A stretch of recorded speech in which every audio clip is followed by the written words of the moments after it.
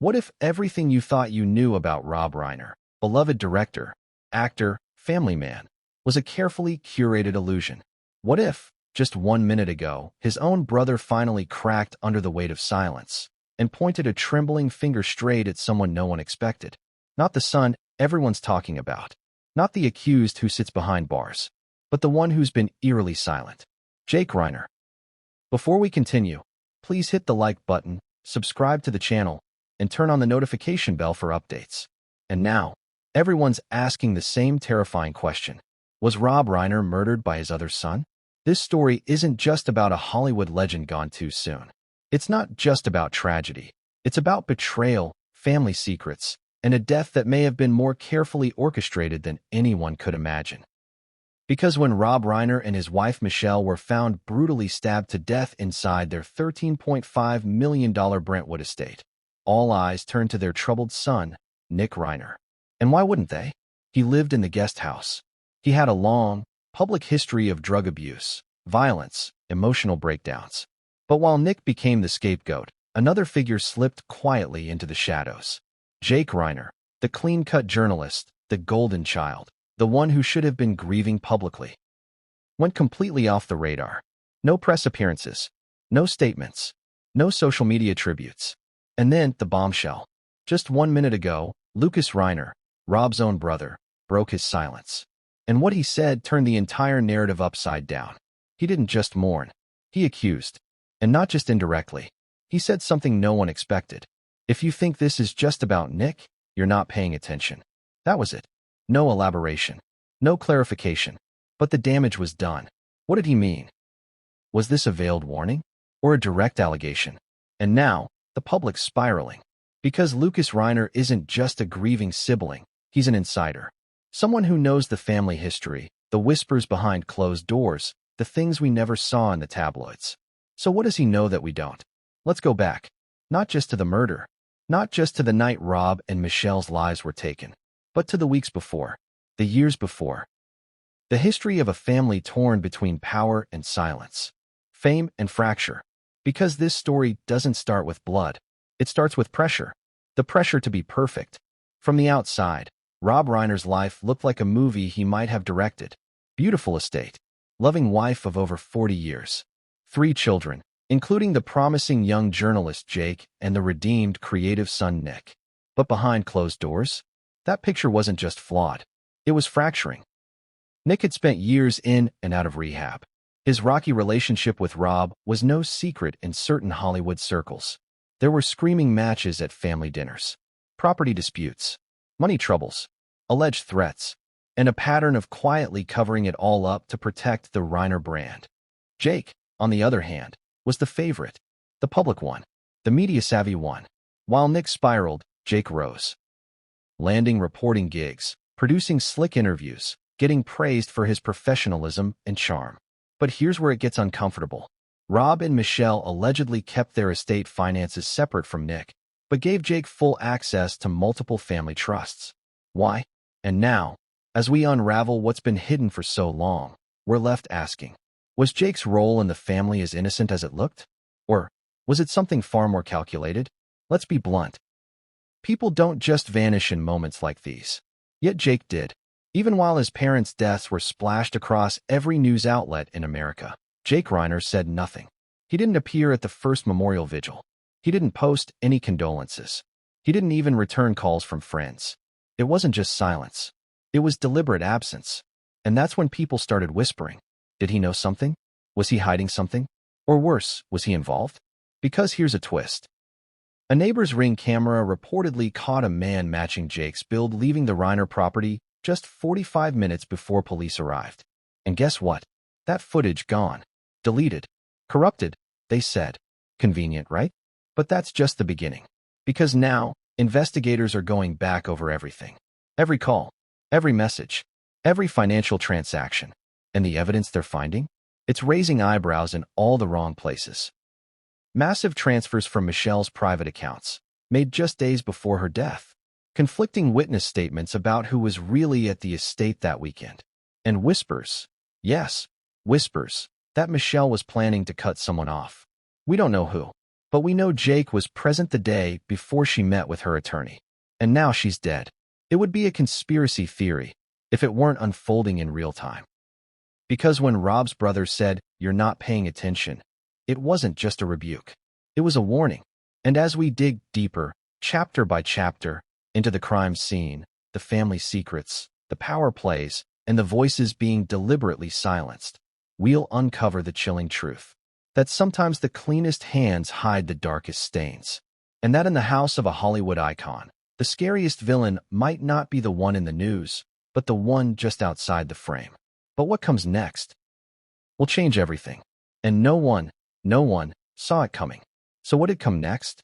Let's rewind to that Sunday morning. The quiet streets of Brentwood. The Reiner estate. Gated, secluded, frozen in time. The curtains were drawn. The mailbox full. A neighbor's dog barking for no reason. But something was off. A delivery driver who routinely brought the Reiners' groceries reported something odd that morning. The gate was open. And not just unlocked, wide open. Now, if you know anything about celebrity homes in LA, you know that doesn't happen by accident. Especially not at a $13.5 million estate with multiple cameras, passcodes, and a history of private security. But here's where the contradictions start. According to the initial police report, there were no signs of forced entry. So someone either let the killer in, or they already had access. Let that sink in. Meanwhile, inside the estate, chaos. Rob and Michelle Reiner, both found with multiple stab wounds. The coroner later confirmed multiple sharp force injuries, which is clinical language for something horrific. It wasn't quick. It wasn't clean. And it wasn't random. This was rage. The scene, described by one anonymous officer as a bloodbath. But curiously, nothing was taken. Not a single piece of jewelry. Not the $80,000 painting over the fireplace. Not even the watches Rob kept in his bedroom drawer, some worth more than a car. So, again, what does that tell you? This wasn't a robbery. It wasn't a home invasion. This was personal. Which brings us to the next point. The alibis. Nick Reiner was arrested that night. Police said he was uncooperative, erratic, and had visible blood on his clothing. His behavior reportedly matched that of someone in deep psychological distress, panicking, crying, unable to explain what happened. But then came the twist. Multiple people, including a neighbor and a family friend, reported seeing two cars leaving the property hours before the 911 call. One of them, a dark SUV. The other, a silver sedan registered to Jake Reiner's production company. You read that right. Jake's vehicle. So here's the million-dollar question. Why wasn't that in the initial police report? Why was that footage, ring camera, street cam, dash cam, either unavailable, incomplete, or outright dismissed? Is it possible authorities jumped to conclusions? Or is something darker at play? Now, let's bring this back to Lucas Reiner, the brother who broke the silence just 1 minute ago. In a short, shaking voice, standing outside a family friend's home, Lucas made a statement that's now gone viral. "I've kept my mouth shut because I wanted to believe it wasn't real. But now I've seen the reports. I've seen the timeline. And if you think this is just about Nick, you're not paying attention." That line right there has sparked a media firestorm. What timeline did he see? What reports? What has the family been hiding? Because let's not forget, Jake Reiner, the good son, was the one who often mediated between Rob and Nick. He was the peacemaker, the polished, presentable one, the family's public voice. But maybe that's exactly why no one looked at him twice. Maybe that was the role he played so well, no one questioned what was underneath. And here's something else. Just days before the murders, Jake posted a cryptic story on his now-deleted Instagram. A black screen, white text. There's nothing more dangerous than someone with nothing left to lose. People thought it was metaphorical. Now, they're not so sure, especially considering what surfaced next. An internal memo, leaked from a former business partner, suggested that Jake's production company was heavily in debt. Rumors swirled that Rob and Michelle were no longer willing to fund the losses. In fact, one source claimed Michelle had told Jake over lunch, just a week before her death, "We love you, but we can't keep bailing you out." And then days later, she's dead. You see the pattern? It's the kind of twist no screenwriter would dare touch. Too convenient. Too Shakespearean. But real life? Sometimes, it's even darker than fiction. Now let's zoom out. Why does this matter? Because this isn't just about Rob Reiner, or his wife, or even their sons. This is about the blind spot we all have when it comes to image, to reputation, to the story we want to believe. Rob Reiner was more than a filmmaker. He was America's conscience. The man behind Stand By Me, A Few Good Men, When Harry Met Sally. A staunch advocate for truth, justice, and family values. But even in the house of such a man, secrets festered. Even in the most public families, violence can brew in the shadows. And now, with Lucas Reiner breaking the silence, there's no more room for pretending. Something is deeply wrong. And this story, it's only just beginning. Because what happens next? We'll flip this case upside down. We're talking about deleted voicemails, unseen footage, a sealed court document that insiders say holds the key to motive. And perhaps most disturbing of all, a mysterious email Rob sent to his lawyer just hours before his death. Subject line: urgent. Change to trust. Its contents? Still unknown. Still sealed. Still under review.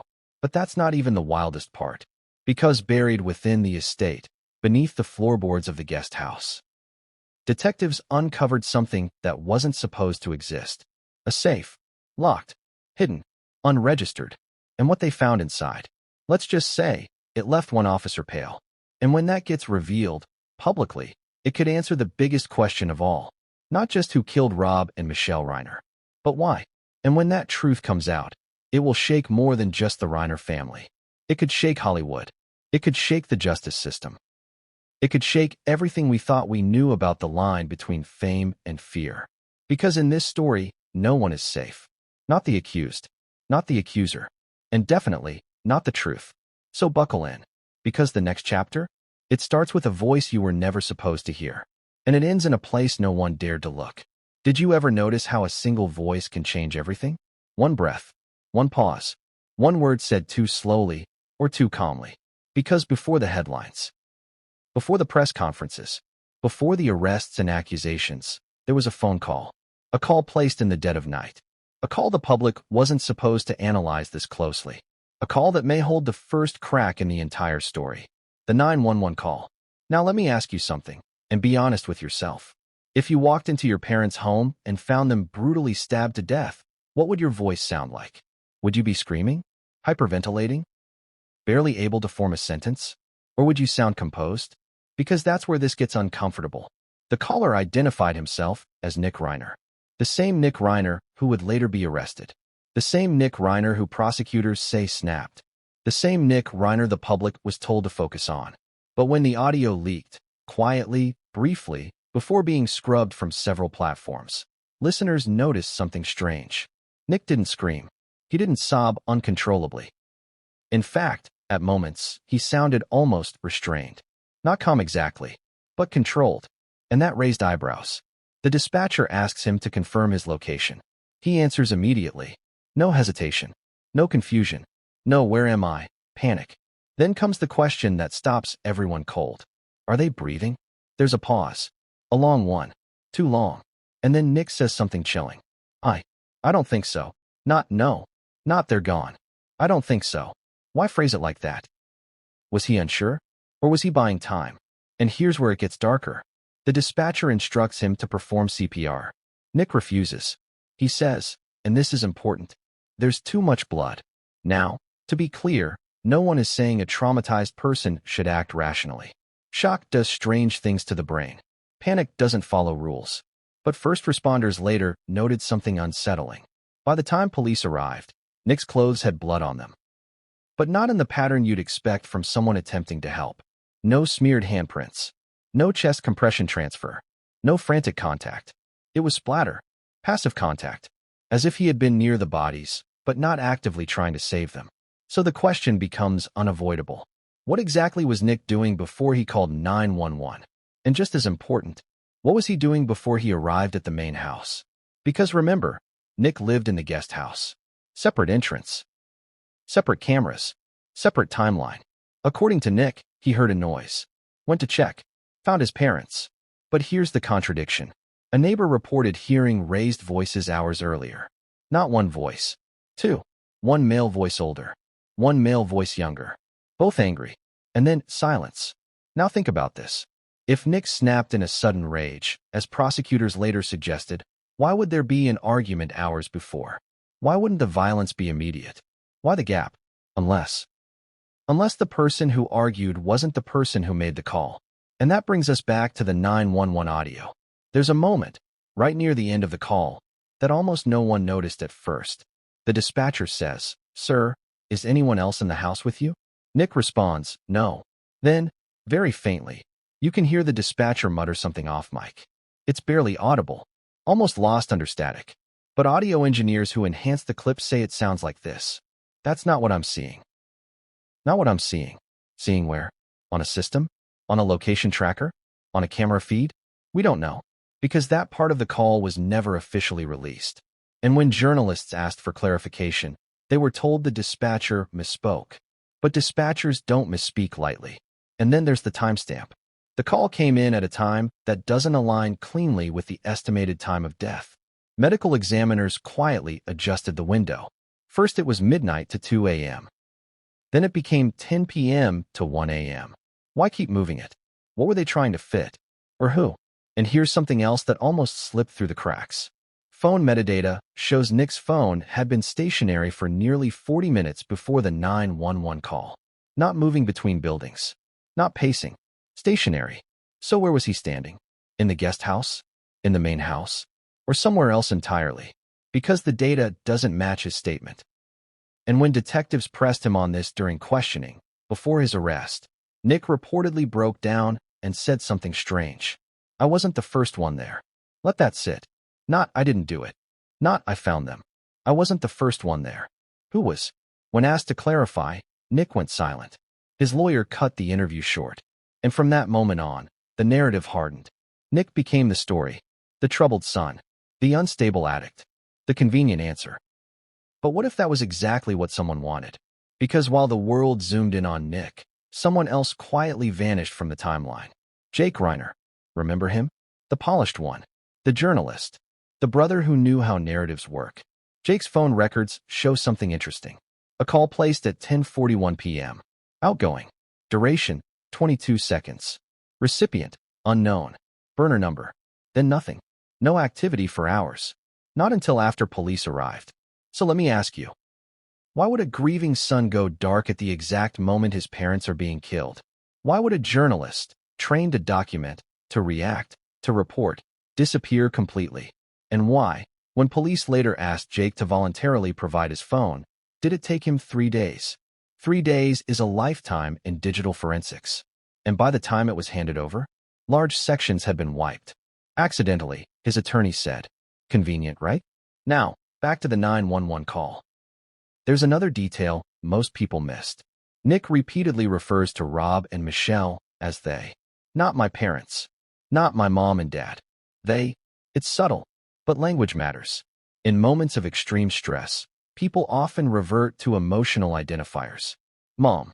Dad. Help. Nick didn't. He distanced himself linguistically, as if he was narrating a scene, not experiencing it. Was that shock? Or was that detachment? Or was it guilt? Or, here's the uncomfortable possibility, was it fear? Fear of someone else. Because if Nick wasn't the first one there, if someone else had already been inside that house, if someone else had already done something irreversible, then Nick's call wasn't a confession. It was a reaction. And that changes everything. Especially when you consider this. The dispatcher asked Nick to stay on the line. He didn't. He hung up. Against instruction. Why? What was he rushing to do? Or who was he afraid of calling back? And here's where the chapter turns. Because buried deep in the call log, almost overlooked, was a second attempted call. One that never connected. Placed 12 minutes before 911. Outgoing. To a contact saved as a single letter. J. Let me ask you directly. Who do you think that was? And why didn't that call go through? Because when we come back, we're going to follow that call. We're going to step away from the main house. Away from the bodies. Away from the blood. And straight into the place where this story may have truly begun. The guest house. And once you see what investigators found there, you may never hear that 911 call the same way again. Let's step out of the main house. Let's take a walk across the Reiner estate. Past the trimmed hedges. Past the koi pond Michelle loved so much. Down the winding flagstone path. just out of sight of the security cameras mounted on the garage. To the guest house. Nick Reiner's domain. Roughly 1,200 square feet. Private entrance. Converted into a studio space years ago when Nick came home after another stint in rehab. According to friends, it was his safe space. A place where he could isolate, create, retreat. But when detectives entered that guest house the night of the murders, what they found was far from safe. The bed was made. The dishes were clean. Nothing appeared disturbed. Except for two things. First, an open bottle of whiskey on the counter. And second, a white towel, soaked in blood, shoved behind the bathroom sink. Not placed. Not folded. Shoved. Like someone was hiding it. Now here's the twist. The blood on that towel? Not Nick's. It didn't match Michelle either. It matched Rob. Which raised a brutal question. If Nick found the bodies in the main house, why was there evidence of Rob's blood in his bathroom? Nick couldn't explain it. And here's where it gets even weirder. The sink, clean. The mirror, spotless. But the drain? A small amount of blood residue. Almost missed. Luminol revealed the outline of what looked like a knife shape. Not a knife. A shape. As if something had been washed there, briefly. Before being removed in a hurry. Now, remember, the murder weapon was found discarded in the garden behind the house. A large kitchen knife from the Reiner's own set. But what if that wasn't the only weapon? Or worse, what if that knife had been planted? That's what one private investigator, an ex-LAPD forensics expert, believes. He told reporters, anonymously, "You don't clean a weapon if you're going to throw it away. You clean it if you want to reuse it. Or if you want to confuse the trail." So who cleaned it? Nick? Maybe. But here's what investigators didn't expect. Security footage, internal, captured from the guest house hallway cam. Motion triggered. Time-stamped at 9:53 p.m. A figure enters the guest house. It's not Nick. Nick's about 6 feet 1 inch, broader build. This figure is slimmer. Slightly shorter. Wearing a hoodie, head down. And the way they move, it's quick. Purposeful. Like they knew where the camera's blind spots were. The footage ends less than 10 seconds later. And then the system shuts off. Power failure? Nope. Manual override. Meaning someone had the access code. Guess who also had that code? Jake Reiner. He stayed in the guest house during visits. Helped install the security system. Even recommended the motion-triggered update, according to a family tech advisor. So now the questions start piling up. Why would someone other than Nick enter the guest house before the murders? What were they looking for? And why did the camera go offline minutes after? The police haven't commented. But insiders say that footage is now central to the re-examination of the timeline. And if that's true, it changes everything. Because here's another detail, buried in the forensics report. Underneath Nick's desk, investigators found a pair of latex gloves. Blood on one. The other clean. You'd expect fingerprints, right? None. They'd been wiped. Why would Nick, who supposedly acted out in a sudden burst of rage, take time to clean gloves? Unless someone else used them. Someone who planned this. Someone who knew exactly what they were doing. And what about the second call? Remember that mysterious outgoing call on Nick's phone? The one to a contact saved as J? Guess what they found on the guest house router logs? A device named JR_iPhone 13. Last connected at 9:28 p.m. Jake Reiner. Jake had been at the estate. At the guest house. Hours before the 911 call. Now, his team later claimed he was dropping off papers, helping Rob with a script. But when asked what script, no one could provide a title. And Rob's assistant said she hadn't seen Jake in over a week. So here's the cliffhanger that turns your stomach. Was Jake Reiner in the guest house that night? Was he the figure on the footage? Was the 911 call not the beginning of the crime story, but the cover for one? And if that's the case, then everything the public knows about Nick, about the crime scene, about what happened that night, may be completely, terrifyingly wrong. Because what investigators find next, beneath a loose floorboard in the guest house closet, will crack the timeline wide open. And when we reveal that secret, it'll make the 911 call sound like a carefully rehearsed alibi, instead of a cry for help. Because what investigators find next, beneath a loose floorboard in the guest house closet, will crack the timeline wide open. And when we reveal that secret, it'll make the 911 call sound like a carefully rehearsed alibi, instead of a cry for help. So what was beneath that floorboard?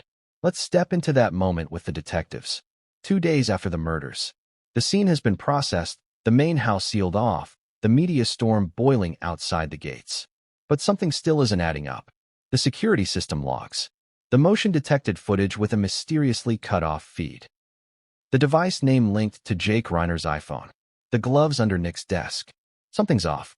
One of the younger detectives on the scene, newly transferred from cybercrimes, asks a question that stops everyone. Why is the Wi-Fi router showing a network called Brent Safe? No one had noticed it. The router, sitting behind Nick's TV, had two active networks. One was Reiner Guest. That was normal. Most high-profile families have guest networks to keep outsiders from the main server. But Brent Safe? That was hidden, encrypted, protected with a VPN. And when they cracked into it with the help of cyber forensics, they found something that turned stomachs. Motion logs, external backups, trigger alerts. The guest house had its own miniature surveillance setup. A hidden one, not installed by the family, not monitored by any known system, completely off-grid. And the files? Manually deleted the night of the murders. Except one. One fragment remained. It was labeled simply closet, and it didn't contain video, just coordinates, which led the team to a specific point on the floor. Front corner, carpet worn thin. When the detective peeled back the rug, there it was. A single board, slightly loose, misaligned, untouched by dust. They pried it up, and underneath, a heat-proof, watertight lockbox. Black, heavy, the kind of thing you don't buy casually. It was fingerprint-locked, high-end, meant to be private. The only prints on it, Jake Reiner's. Let that sink in. Not Nick's, not Rob's, not Michelle's, Jake's. So here's what they found inside. A flash drive labeled dad_final. A second phone, burner style, wiped clean. A handwritten note, folded 4 times, in Michelle Reiner's handwriting. Let's start with the flash drive. It was encrypted, but after a full day of decryption, the tech team unlocked it. The contents? Roughly 43 minutes of video footage. Shot on a home camera. Framed awkwardly. Grainy. But unmistakably. Rob Reiner. He's sitting in a chair, looking directly at the camera. His face is tired. His voice is low. He keeps glancing off screen. Here's an exact transcription of part of what he says. If this ever gets seen, something's gone very wrong. I want to be clear. I love all my children. But we've made mistakes. Covered things. Let things slide. Things we shouldn't have. And now, Michelle's afraid. And frankly, so am I. Let's pause right there. What was he talking about? What had gone so wrong that he felt the need to record a video? Well, and then he says something truly haunting. If anything happens to us, don't assume the obvious. Let me repeat that. Don't assume the obvious. At this point in the video, Rob looks down, closes his eyes. Then he whispers something almost too faint to hear. But audio engineers were able to enhance it. He says, he's got the temper, but Jake's got the patience.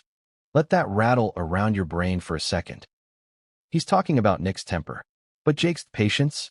Patience for what? And then he ends the video abruptly. No goodbye, no signature, just a long, frozen stare into the lens. The file ends. Next up, the burner phone. No contacts, no messages, but there was one video file left behind.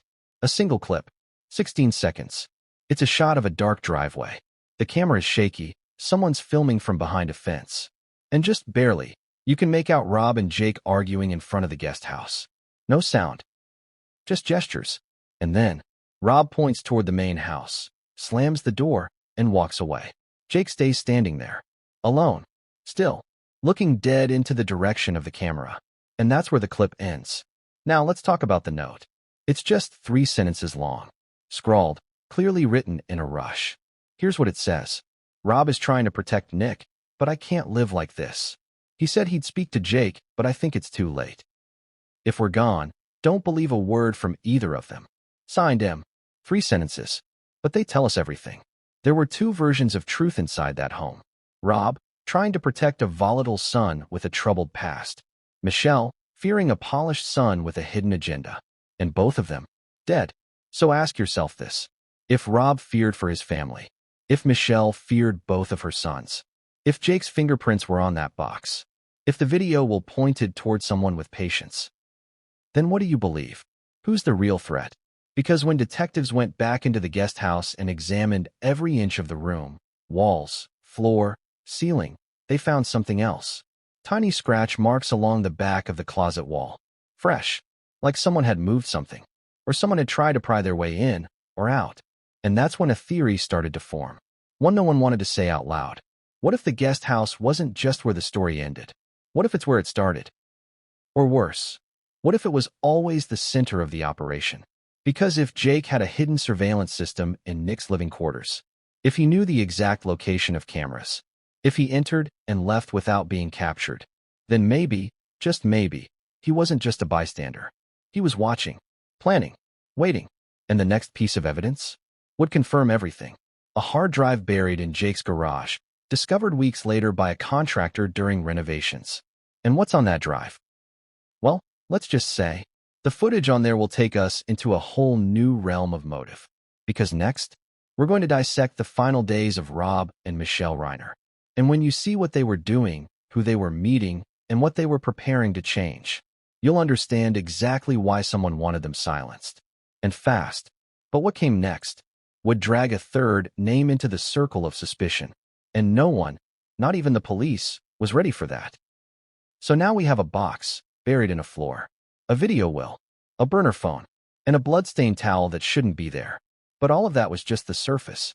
Because when investigators started interviewing people closest to Rob and Michelle in their final days, housekeepers, assistants, even the estate's longtime gardener, they all mentioned the same odd shift.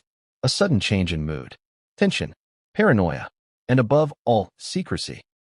According to Rob's assistant, the couple had recently started locking their bedroom door at night.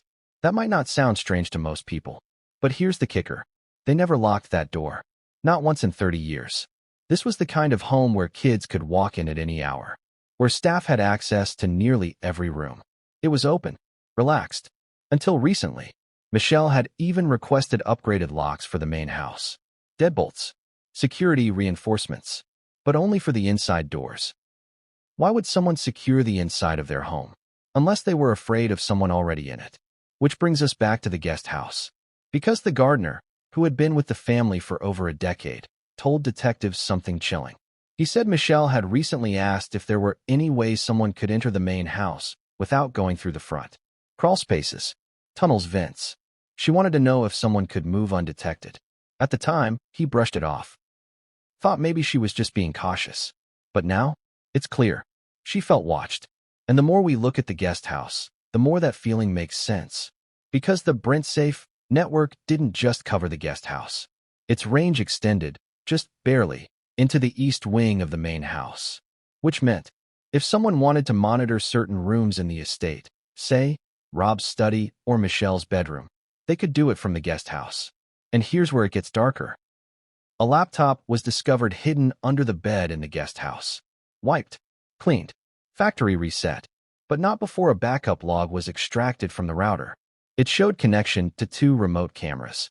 Unlisted, no local IPs. And the connection path? Encrypted, but it pinged from the study. Let's be clear. This suggests that someone was running hidden cameras inside Rob Reiner's private study and possibly other rooms. We're not talking about security. We're talking about surveillance. Spying.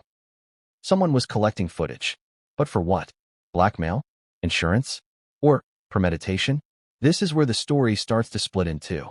One theory claims Jake had set the cameras to monitor Nick, worried about relapse, about violence, about threats to Rob and Michelle.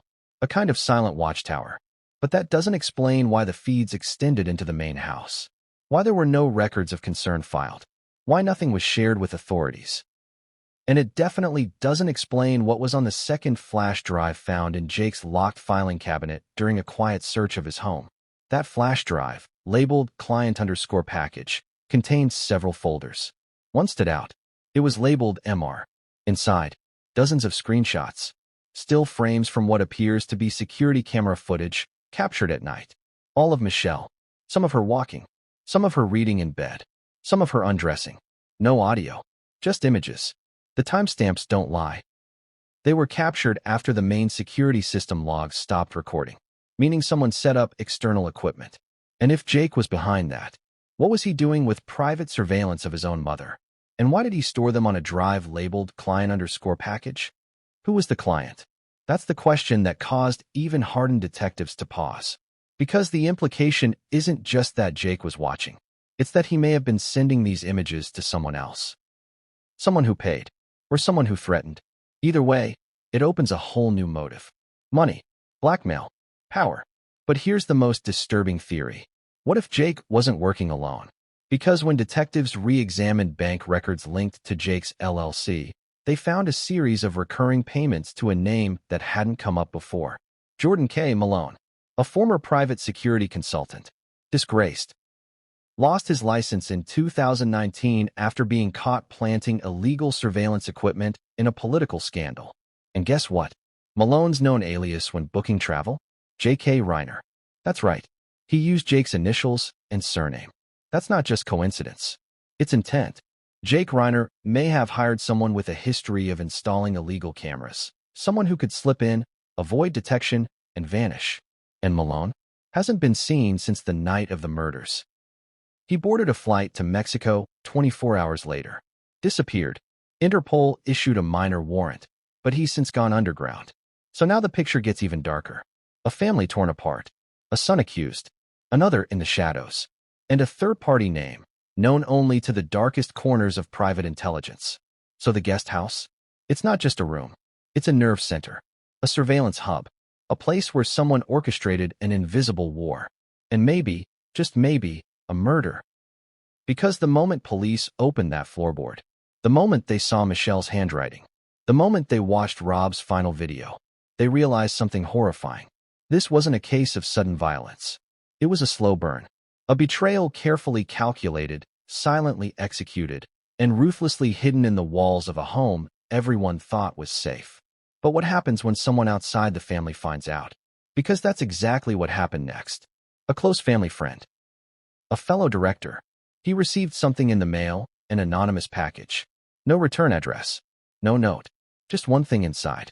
A photograph of Jake, in the study, alone, at midnight. The date? The night before the murders. And what that friend did with the photo will blow this case wide open. Because next, we're stepping into the final 72 hours of Rob and Michelle's lives.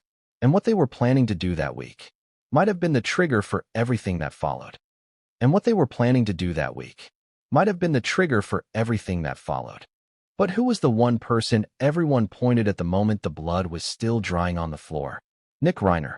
From the outside, he seemed like the obvious choice. The black sheep. The troubled son. The one with rehab stints, a criminal record, a reputation for chaos. But what if that narrative, convenient as it sounds, wasn't just incomplete? What if it was designed? Because the more we dig into who Nick Reiner really is, the more we uncover something deeply unsettling. A portrait, not of a killer, but of a scapegoat. Let's go all the way back. Nick Reiner was born into a dynasty. The youngest of Rob Reiner's children, he was raised in the shadows of icons. His father, a Hollywood legend. His grandfather, Carl Reiner, a comedy titan. That kind of legacy? It doesn't come with instructions. It comes with expectations. And pressure. At 15, Nick was already deep into addiction. Alcohol, pills, later cocaine. Rehab became his second home. By 17, he'd already cycled through 4 treatment centers and been expelled from 2 elite prep schools. But there was something else underneath it. A brilliance. Teachers described Nick as intensely creative, surprisingly literate, emotionally volatile, but intellectually gifted. He could write. He could edit. He could manipulate narrative. By 21, he was co-writing scripts. One of them, a semi-autobiographical project called Being Charlie, got picked up. Guess who directed it? Rob Reiner. That's right. Father and son, working side by side. Healing, supposedly. The media ate it up. A redemption arc. A family bonded through art. But behind the scenes, things were boiling. Because during the filming of Being Charlie, Nick reportedly clashed with producers, refused rewrites, and at one point stormed off set for 3 days. According to insiders, Rob kept making excuses for him. But the crew? They knew. Something was wrong. One producer who asked to remain anonymous said, Nick was brilliant, but he was in pain. It was like watching someone trying to crawl out of their own skin. Fast forward to the year before the murders. Nick had fallen off the radar. He'd moved into the guest house on the Brentwood estate. Publicly, The story was that he was focusing on new work. Privately, sources say he was battling a severe depressive episode. He barely left the guest house, refused visits, barely spoke to staff. But here's the contradiction. His medical records, sealed but partially leaked, don't show a history of violent episodes. No assaults, no documented psychotic breaks, nothing that points to homicidal behavior. In fact, according to a therapist who worked with him in 2023, Nick internalized his pain. He wasn't dangerous. He was ashamed. So how does someone like that go from reclusive to rage-fueled murderer? That's the question prosecutors still struggle to answer. Because Nick's behavior at the scene, while strange, didn't scream guilty. It screamed shocked. He called 911. He didn't run. He didn't try to hide. And most critically, there were no defensive wounds on his hands. If he had stabbed both Rob and Michelle Reiner repeatedly, there would have been blood, scratches, bruises. There were none. What does that tell you? Either he's the cleanest killer in history, or he walked into a scene already set. Now let's talk about motive. The prosecution's theory is built on rage. They say Nick was triggered, that an argument turned deadly, that he lashed out. But no one, not even the neighbors, reported hearing screams or shouting from the guest house. No sounds of a struggle, no broken furniture, no smashed glass. It was silent. And according to the forensic pathologist, the murders likely happened between 10:15 p.m. and 11 p.m. Nick's phone records show him streaming a movie between 9:48 and 10:36. Streaming, with no pauses. So again, how does a man go from watching a Netflix drama to committing double homicide in less than 25 minutes, without leaving evidence? This is where it gets really disturbing. Because Nick wasn't the only one who had a breakdown that month. According to financial records, Jake Reiner's business was collapsing. His latest documentary had lost funding. A private investor had pulled out. And, worst of all, Rob had refused to cover the debt. Emails show Rob wrote, 3 weeks before his death, "We're not going to rescue Jake again. It's time he stands on his own." That email? It was CC'd to Michelle. Jake never replied. But he didn't need to. Because 3 days later, someone installed new Wi-Fi hardware in the guest house. The kind used for signal masking, to confuse router activity logs. That's not something Nick would have known how to do. Jake, however, Jake worked in broadcast journalism. Jake dealt with encrypted video feeds. Jake had access to all of it. So now we've got motive shifting. From Nick's emotional instability to Jake's financial desperation. And then, there's the will. Rob and Michelle had a family trust. Originally, both sons were to inherit equally. But 1 month before the murders, they made a change. They amended the trust, removing one name. Guess who? Jake. Why? No one knows for sure. But Rob's lawyer confirmed it happened. That document is sealed. But the timing? Undeniable. And Nick? He didn't even know. Friends say he had no idea he was still in the will. He had distanced himself from the family finances. Didn't even have access to the main account. So if he didn't know, why would he kill over something he wasn't aware of? And if Jake did know, wouldn't that create a perfect storm? He loses his money. He loses his legacy. He sees the writing on the wall. And what if, just what if, he decided to erase the threat, to rewrite the ending, and use Nick as the fall guy? Because Nick wasn't capable of resisting that kind of setup. He was isolated, vulnerable, disconnected. And here's the part that breaks your heart. The night before the murders, Nick left a voicemail on Rob's phone. It's short, fragile. He says, "Hey Dad, I've been thinking a lot. I'm trying.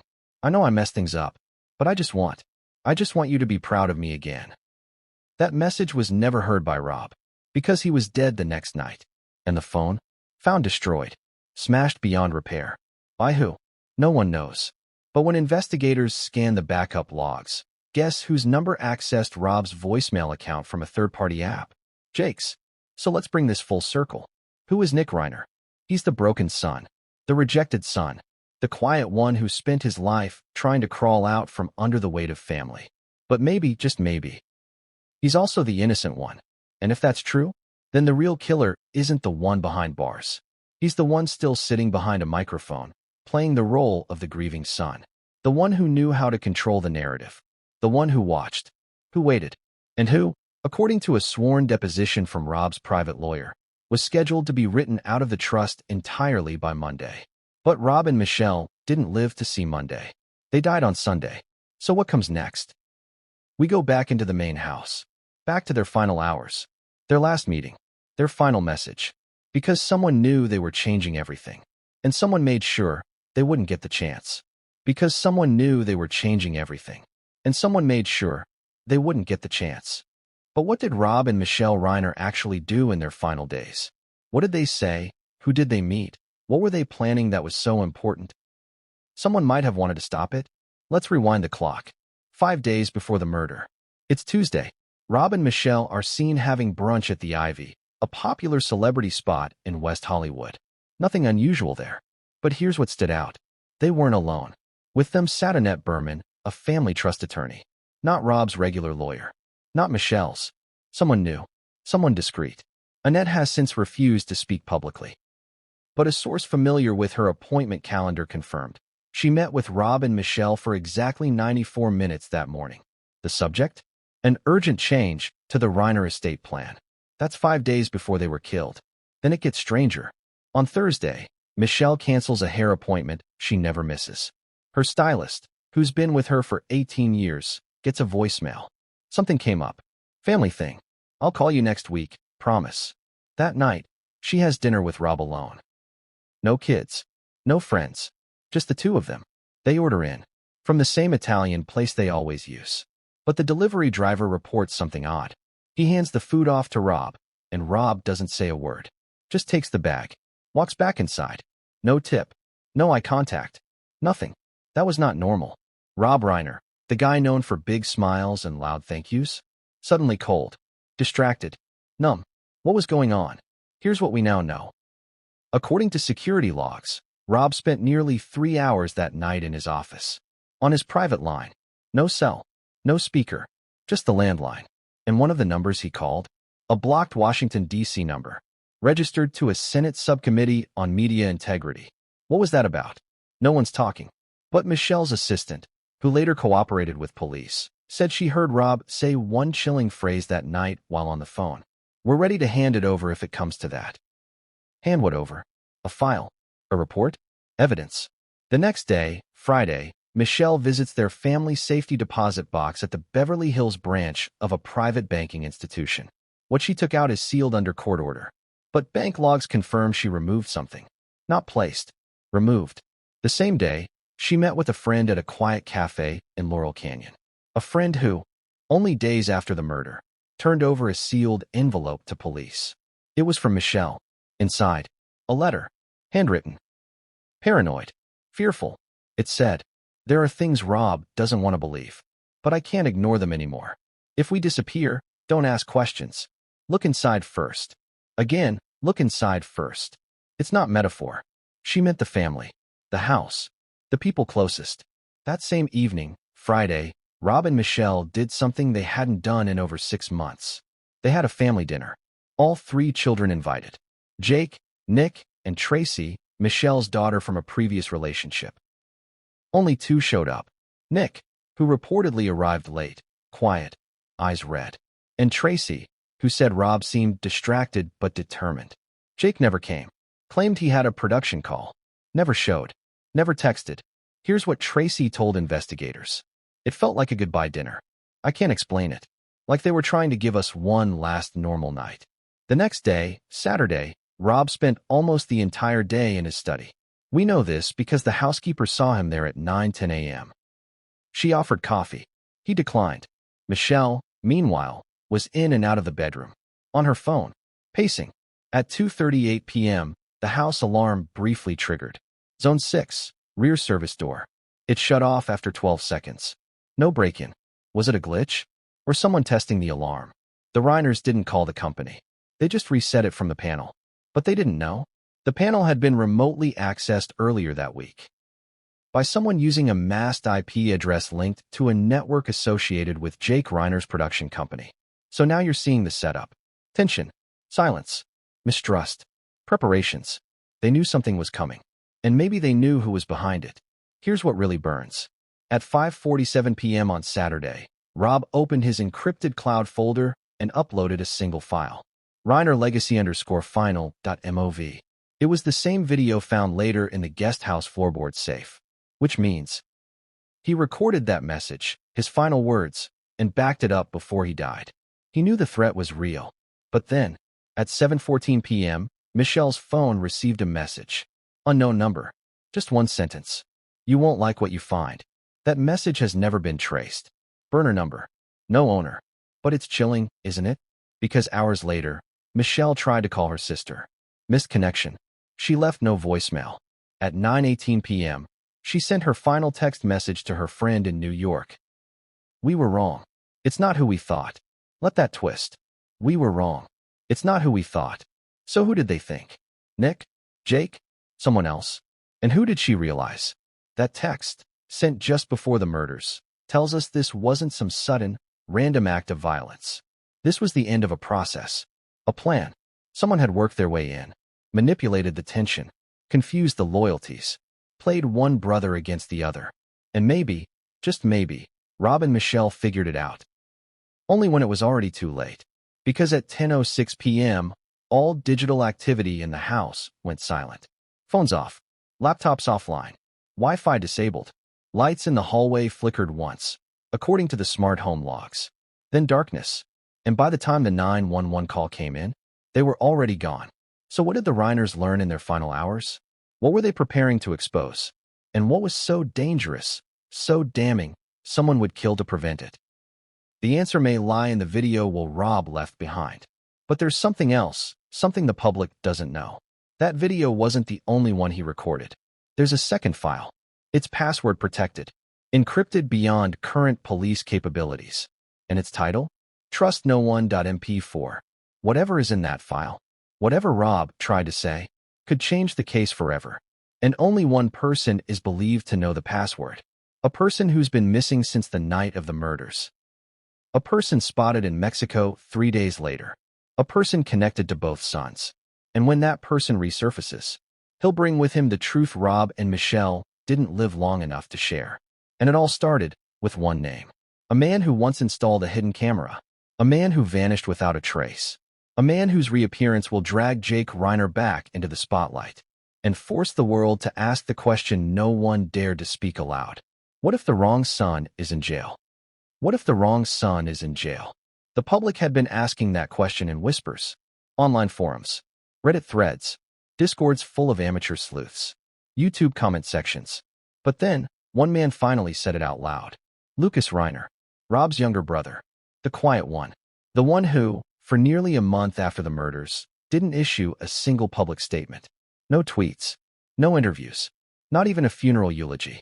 People thought he was grieving privately. They were wrong. He was watching. Waiting. And what he finally said ripped the entire story wide open. It was just one line, delivered to a group of stunned reporters outside his Venice Beach art studio. He stepped out, squinted into the sun, raised his hand to quiet the crowd, and said, "If you think this is just about Nick, you're not paying attention." That was it.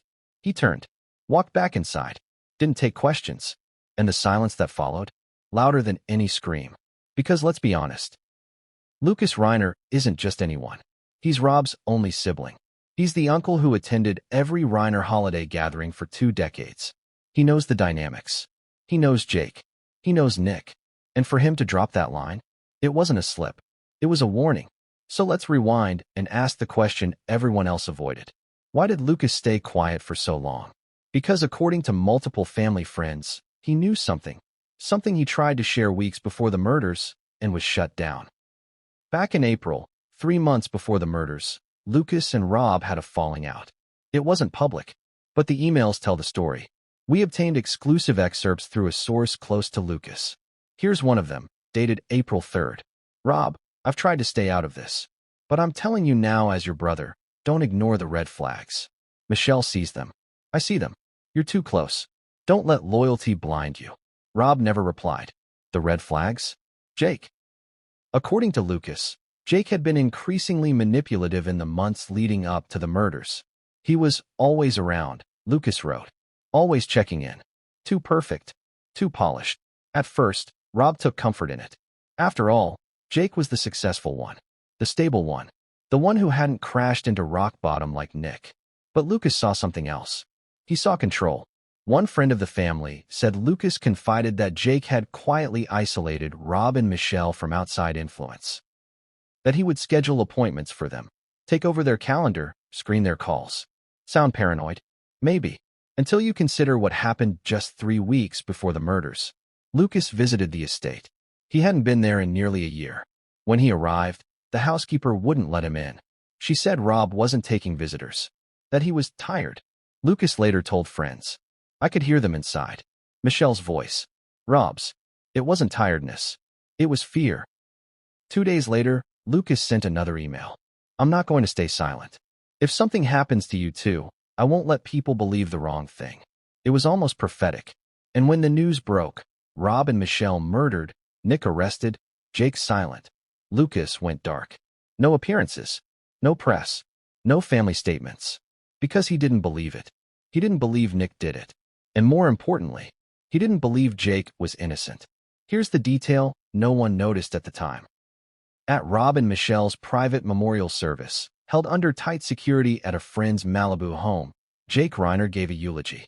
Polished, tearful, controlled. Lucas sat in the back, didn't speak, didn't clap, and when it ended, he stood up and walked out without saying a word. But things shifted after that. Sources say Lucas began cooperating with private investigators, people outside the LAPD, independent analysts. He provided old voicemails, emails, even text threads between Rob and Jake, some of which police hadn't seen before. One of them, dated 2 months before the murders, read, "Jake, you need to stop pretending you're not vulnerable. Rob, we're family, not enemies. Jake, then act like it. That's not love. That's leverage." And Lucas knew it. So when he finally stood outside that studio and spoke to the cameras, it wasn't a slip. It was a strategic move. He wanted the public to stop parroting the police narrative.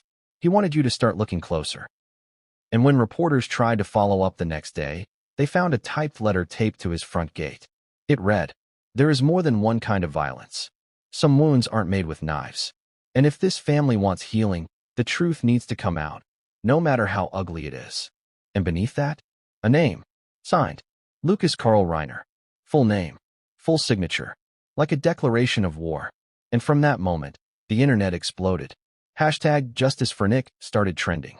Podcasts picked it up. Investigative journalists reopened the case. And Jake went completely dark. No tweets. No videos.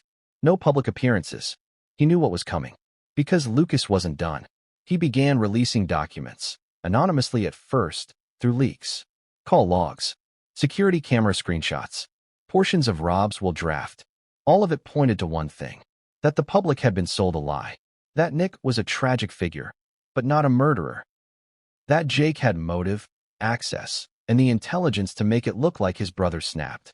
And maybe that's exactly what he did. Because here's the most explosive part. In the final letter Lucas gave to the press, he wrote this. "You want to know the truth? Rob told me he was afraid. Not of Nick. Of someone who knew how to stay calm. Someone who could wear a smile while planning a funeral. Someone who could kill and cry convincingly on camera afterward." There's only one Reiner brother who fits that description. And Lucas made sure the world knew it. But what comes next? We'll take Lucas Reiner's theory from suspicion to proof. Because a new witness is about to come forward. A woman who was there that night. A woman who saw someone enter the property after the murders. A woman who recognized the driver. And what she reveals will flip this case completely. Because her name has never been public until now. And when you hear what she saw, you'll never look at Jake Reiner the same again. Let's return to that final chilling line from Lucas's letter. Someone who could kill and cry convincingly on camera afterward. If that wasn't an accusation, then what was it? Because what followed next would shake the foundation of the official case. It would punch a hole through the prosecution's timeline. And it would come not from a lawyer, not from a journalist, not even from another family member, but from someone nobody saw coming. Her name? Elena Cruz. She was a night nurse, a private home caregiver, the kind of person who blends into wealthy neighborhoods, quiet, discreet, invisible to the outside world. She worked the overnight shift at a house just across the canyon from the Reiner estate. Her patient? An elderly woman with late-stage dementia. The kind of job where you work in silence, drink too much coffee, and listened to the night for signs of distress. But that Sunday night, the night of the murders, something caught her attention. At approximately 12:27 a.m., Elena stepped out onto the upstairs balcony to take a breath. It was cool. Still, the kind of LA night where sound carries clearly across the canyon. That's when she heard something. Not shouting, not screams, but movement. Brushes against gravel.